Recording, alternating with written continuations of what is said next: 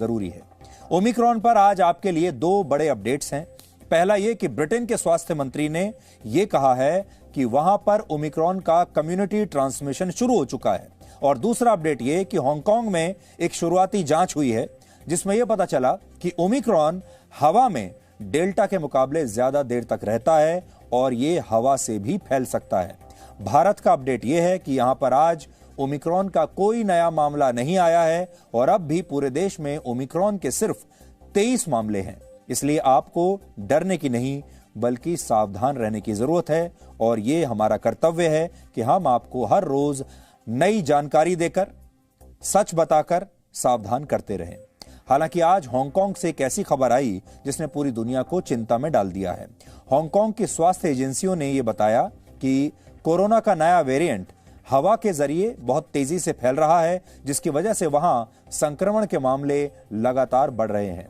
नवंबर महीने में हांगकांग में दूसरे देशों से आए 2 यात्रियों को एक होटल में तय नियमों के तहत क्वारंटीन में रखा गया। जब इन दोनों यात्रियों के सैंपल्स की जीनोम सीक्वेंसिंग हुई तो यह पता चला कि इनमें से एक व्यक्ति कोरोना के इस नए वेरिएंट से संक्रमित है, जिसे आप ओमिक्रॉन कहते हैं। हालांकि इस व्यक्ति में वायरस के कोई लक्षण नहीं थे, इसलिए उसे क्वारंटीन में ही रखा गया और वहीं उसका इलाज किया गया। अस्पताल जाने की जरूरत नहीं पड़ी। कुछ दिनों के बाद जब फिर से इन दोनों यात्रियों का टेस्ट हुआ तो पता चला कि दूसरा यात्री भी ओमिक्रॉन से ही संक्रमित हो गया है। हैरानी की बात यह है कि होटल में कभी भी इन दोनों लोगों के बीच में कोई संपर्क हुआ ही नहीं था। ये अपने कमरे से 1 मिनट के लिए भी बाहर नहीं गए।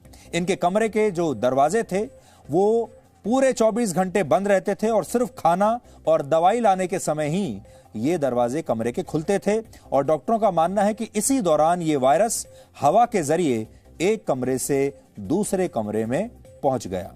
तो सोचिए, 2 लोग आपस में मिले भी नहीं, उनका कोई संपर्क नहीं है, वो एक कमरे में बंद हैं, अपने अपने कमरे में। कमरा खुला नहीं है, सिर्फ खाना लेने के लिए, दवाई लेने के लिए कमरे को बीच बीच में थोड़ी देर के लिए खोला गया है, और इसके बावजूद ये 2 लोग जो अलग अलग कमरे में हैं वो संक्रमित हो गए।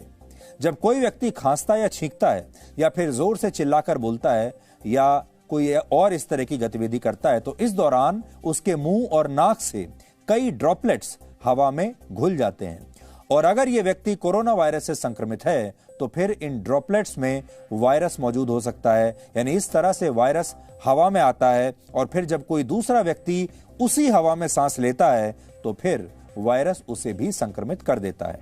वैज्ञानिकों को यह आशंका है कि ओमिक्रॉन काफी देर तक हवा में रह सकता है और डेल्टा वेरिएंट के मुकाबले ये काफी लंबी दूरी तक हवा के जरिए ट्रैवल भी कर सकता है।